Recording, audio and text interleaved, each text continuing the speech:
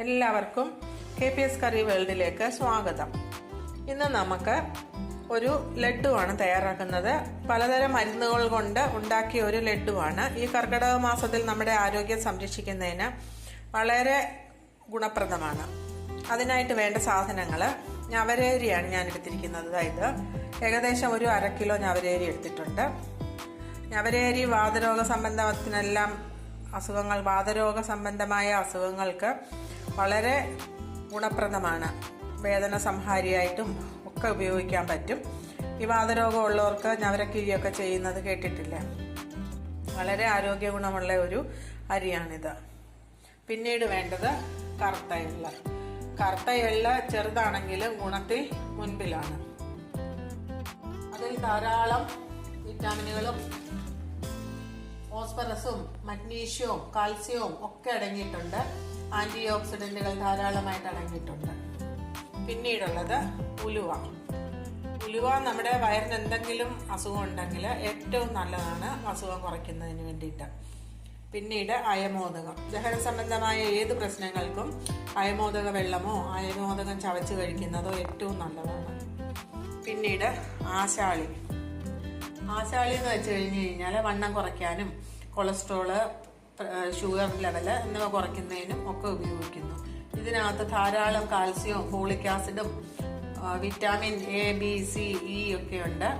Iron ധാരാളമായിട്ടുണ്ട്. പ്രോട്ടീനിന്റെ കലവറയാണ് ആശാളി. പിന്നീട് ചെറിയ ജീരകം. ചെറിയ ജീരകം നമ്മൾ തടി കുറയ്ക്കാനായിട്ടൊക്കെ ഉപയോഗിക്കുന്നു. ദഹന സംബന്ധമായ പ്രശ്നങ്ങൾക്കും ജീരകം വളരെ നല്ലതാണ്.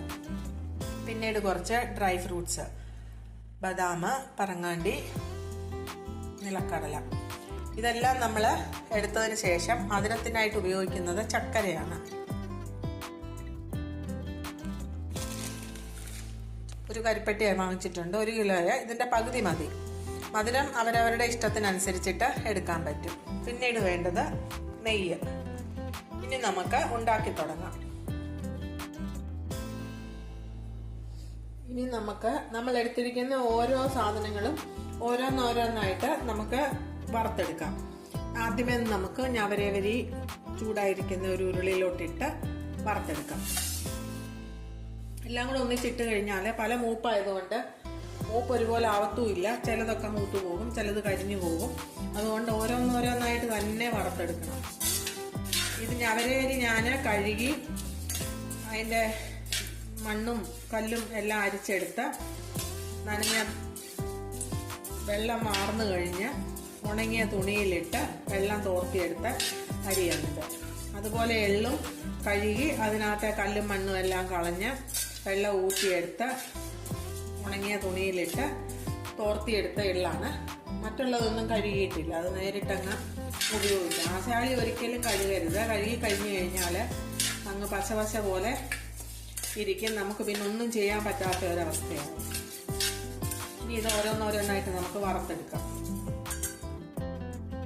ഇതെല്ലാം വറുത്തെടുക്കുന്ന സമയം നമുക്ക് ചക്കരപ്പാനി തയ്യാറാക്കാം. അതിനായിട്ട് ഏകദേശം 1/2 കിലോ ചക്കര എടുത്ത് കുറച്ച് വെള്ളവും ഒഴിച്ച് നമുക്ക് അടുപ്പത്ത് വെച്ച് ചക്കരപ്പാനി തയ്യാറാക്കാം. ഇത് വറുത്തു വരുന്ന സമയം കൊണ്ട് ചക്കരപ്പാനിയും തയ്യാറാകും. നമ്മുടെ അരി നന്നായിട്ട് മൂത്ത് വന്നിട്ടുണ്ട്. പൊരിഞ്ഞ് വന്നേക്കുന്നുണ്ട്, പൊട്ടി പൊരിഞ്ഞ് വന്നിട്ടുണ്ട്. ഇനി ഇത് നമുക്ക് ഒരു പാത്രത്തിലേക്ക് പോകാം.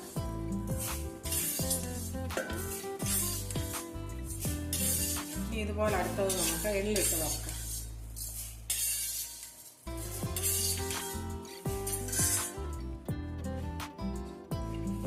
ഇനി നമുക്ക് എള്ളിടാം. എള്ള് നന്നായിട്ട് മൂത്ത് പൊട്ടി വരുന്നത് വരെ നമുക്കൊന്ന് വറുത്തെടുക്കാം. നമ്മുടെ എള്ള് നന്നായിട്ട് മൂത്ത് വന്നിട്ടുണ്ട്. ഈ പൊട്ടുന്ന സൗണ്ട് കേട്ട് കഴിഞ്ഞാൽ മനസ്സിലാവും നമുക്ക്. എള്ള് മൂത്ത് കഴിയുമ്പോഴാണ് ഇങ്ങനെ പൊട്ടുന്നത്. നമുക്ക് എള്ളും കോരിയെടുക്കാം. എള്ള് ഞാൻ വേറൊരു പാത്രത്തിലാണ്, അരി ഇട്ട് വെച്ച പാത്രത്തിലല്ല കോരുന്നത്. കാരണം അരി മറ്റുള്ള സാധനങ്ങളെല്ലാം നന്നായിട്ട് പൊടിയണം. എള്ളധികം പൊടിയണ്ട, ഒന്ന് ചെറുതായിട്ടൊന്ന് ക്രഷ് ചെയ്താൽ മതി. അതുകൊണ്ട് അതിനെ വേറെയാണ് വാങ്ങുന്നത്. ഇനി നമുക്കിതിലേക്ക് ഉലുവായിട്ട് വറക്കാം.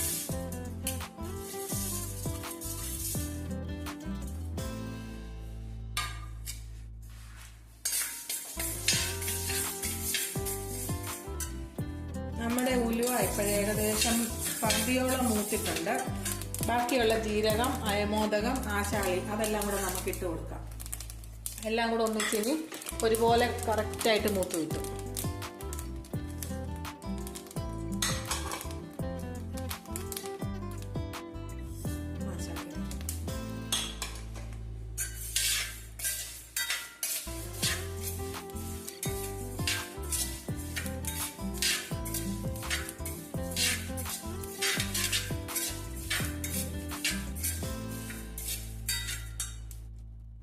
നമ്മൾ മൂക്കാനായിട്ടിരുന്ന ജീരകം, ഉലുവ, ആശാളി, അയമോദകം എല്ലാം മൂത്തു.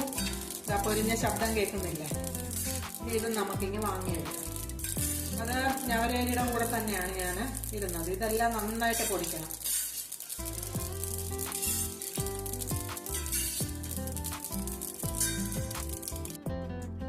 ഇനി നമുക്ക് പറങ്ങാണ്ടിയും ബദാമും കപ്പലണ്ടിയും കൂടെ ഒന്ന് മൂപ്പിച്ചെടുക്കാം.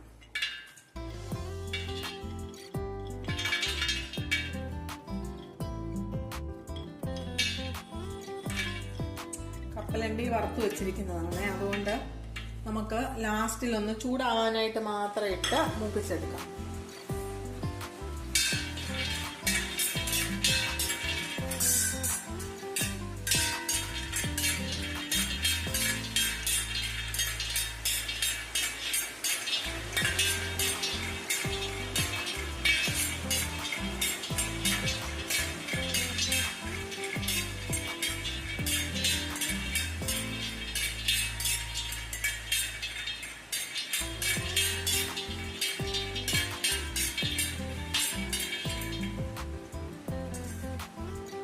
ബദാമും പറങ്ങാണ്ടിയും മൂത്ത് വരുന്നുണ്ട്. നമുക്കിനി കപ്പലണ്ടിയും കൂടെ അങ്ങോട്ട് ചേർത്ത് കൊടുക്കാം. ഒന്ന് ചൂടാക്കിയെടുത്ത് എല്ലാം തണുക്കുന്നതിനായിട്ട് നമുക്ക് വെക്കാം. തണുത്ത് കഴിഞ്ഞിട്ട് മിക്സിയിലിട്ട് നന്നായിട്ട് പൊടിച്ചു വന്നിട്ട് നമുക്ക് ലഡു തയ്യാറാക്കാം. നമ്മുടെ ബദാമും പറങ്ങാണ്ടിയും കപ്പലണ്ടിയും മൂത്ത് വന്നു. അതിന് നമുക്ക് വേറെ ഒരു പ്ലേറ്റിലോട്ട് കോരിയെടുക്കാം.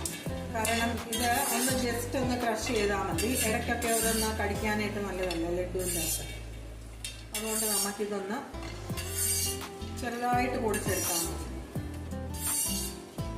ഇനി ഇതെല്ലാം തണുത്ത് കഴിഞ്ഞ് പൊടിച്ചിട്ട് നമുക്ക് ലഡു തയ്യാറാക്കുന്നത് എങ്ങനെയാണെന്ന് നോക്കാം. ഞാനിതിനിടയ്ക്ക് പറയാനായിട്ട് മറന്നുപോയി, തേങ്ങ വേണമായിരുന്നു. ഇനി നമുക്ക് ലഡു ഉണ്ടാക്കാൻ നേരത്ത് തേങ്ങ തയ്യാറാക്കി അതൊന്ന് പച്ചമണം മാറുന്നത് വരെ ഒന്ന് മൂപ്പിച്ചെടുത്ത് തയ്യാറാക്കാം. ഇനി ഇതെല്ലാം ഒന്ന് തണുത്ത് വന്നിട്ട് പൊടിച്ചു കൊണ്ടുവരാം. നമ്മൾ വറുത്ത് വെച്ചിരുന്നതെല്ലാം പൊടിച്ചെടുത്തു. ഇത് ജീരകം, അയമോദകം, ഉലുവ, ഞവരരി എല്ലാം കൂടെ ചേർത്ത് ആശാളി ചേർത്ത് പൊടിച്ചു വെച്ച പൊടിയാണ്. ഇത് നന്നായിട്ട് പൊടിച്ചിട്ടുണ്ട്. ഇത് എള്ളാണ്. നല്ലതുപോലെ പൊടിച്ചിട്ടില്ല, ഒന്ന് ക്രഷ് ചെയ്തെടുത്തിട്ടുണ്ട്. പിന്നീട് ഇത് ഡ്രൈ ഫ്രൂട്ട്സ്, ഇത് നമ്മൾ എടുത്തു വെച്ചു.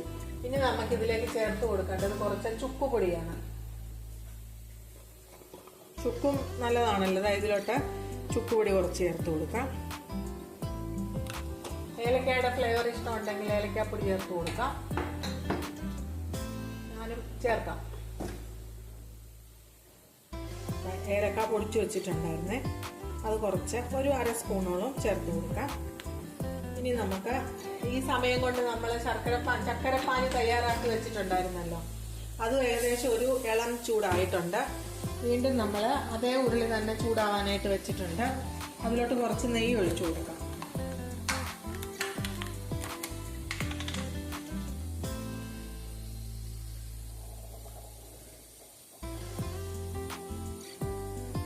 നെയ്യ് ഇഷ്ടമുണ്ടെങ്കിൽ ചേർത്താൽ മതി, ഇല്ലെങ്കിൽ ചേർത്തില്ലെങ്കിലും കുഴപ്പമൊന്നുമില്ല. പിന്നെ നെയ്യ് നല്ലതാണ് ശരീരത്തിന്. നമ്മൾ മരുന്ന് ലഡു അല്ലേ തയ്യാറാക്കുന്നത്, അപ്പം ഇച്ചിരി നെയ്യും കൂടി ഇരിക്കട്ടെ എന്ന് വിചാരിച്ചാണ് ഞാൻ നെയ്യ് ചേർത്തിരിക്കുന്നത്. നമ്മുടെ നെയ്യ് നന്നായിട്ട് ചൂടായി.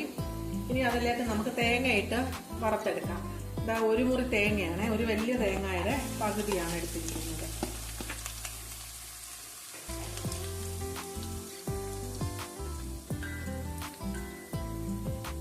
അത് നന്നായിട്ട് നമുക്കൊന്ന് മൂപ്പിച്ചെടുക്കാം. ഇതിങ്ങനെ കുറച്ച് ദിവസം വെച്ച് കഴിഞ്ഞാൽ കേടാവാതിരിക്കാനാണ് നമ്മൾ തേങ്ങയൊക്കെ വെള്ളമയം കളഞ്ഞ് വറുത്തൊക്കെ എടുക്കുന്നത്. നമ്മുടെ ചക്കരപ്പാനിയും തയ്യാറായിട്ടിരിക്കുകയാണ്. അതിൻ്റെ ചൂടൊക്കെ ഒന്ന് ആറി ഒരു ഇളം പച്ച ചൂടോടുണ്ട്. ഇനി തേങ്ങ മൂത്ത് കഴിഞ്ഞിട്ട് നമുക്ക് ഇതിലോട്ട് ഒഴിച്ച് ഒരു നൂല് പരുവമാകുമ്പോൾ ഗ്യാസ് ഓഫ് ചെയ്ത് പൊടിയിട്ട് നമുക്ക് ലഡു തയ്യാറാക്കി എടുക്കാം. തേങ്ങയൊന്ന് മൂത്ത് വരട്ടെ. നമ്മുടെ തേങ്ങ നന്നായിട്ട് മൂത്ത് വന്നിട്ടുണ്ട്. ഇനി നമുക്ക് ചക്കരപ്പാനി ഇതിലോട്ട് അരിച്ചൊഴിക്കാം.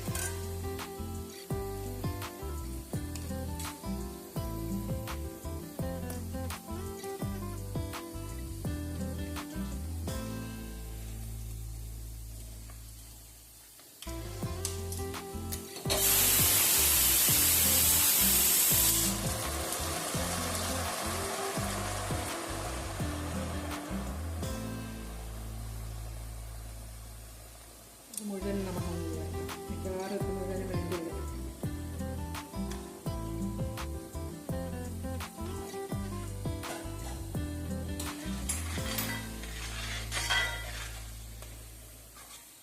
ചിക്കലത്തേക്കുള്ള കൂട്ടാന് കുക്കറിൽ വെച്ചിട്ടുണ്ട്.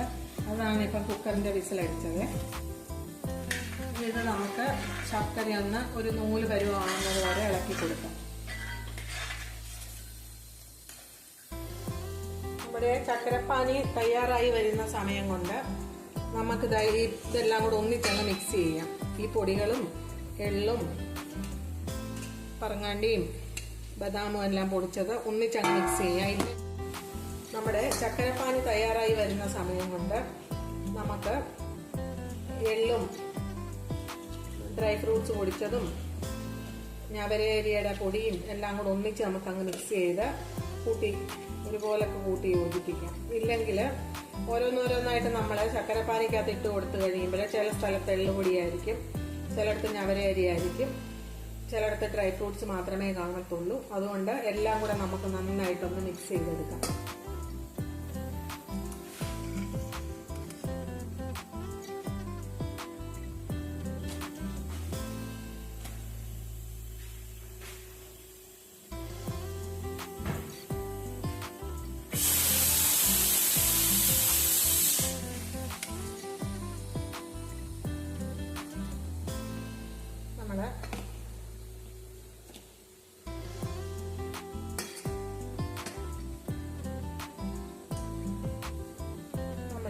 ചക്കരപ്പാനി എടുത്ത് താഴോട്ട് വെച്ചു.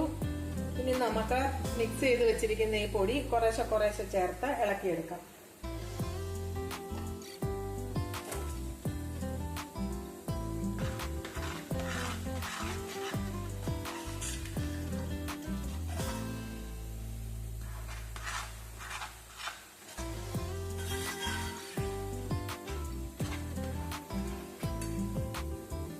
ചേർത്ത് കഴിഞ്ഞാൽ ഇളക്കി മിക്സ് ആക്കാനായിട്ട് നമുക്ക് പ്രയാസമായിരിക്കും.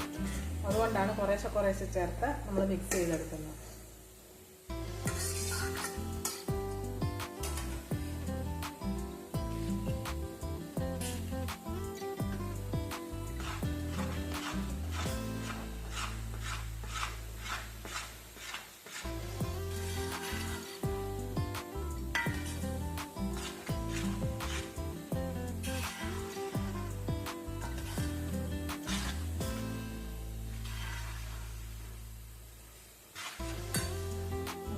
ബാക്കിയുള്ള പൊടിയും കൂടെ അങ്ങ് ഇട്ട് കൊടുക്കാം.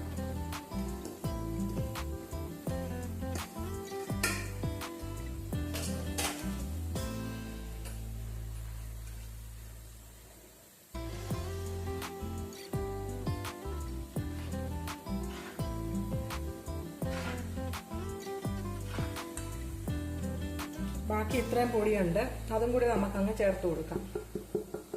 ചേർത്ത് നന്നായിട്ട് മിക്സ് ചെയ്തെടുക്കാം.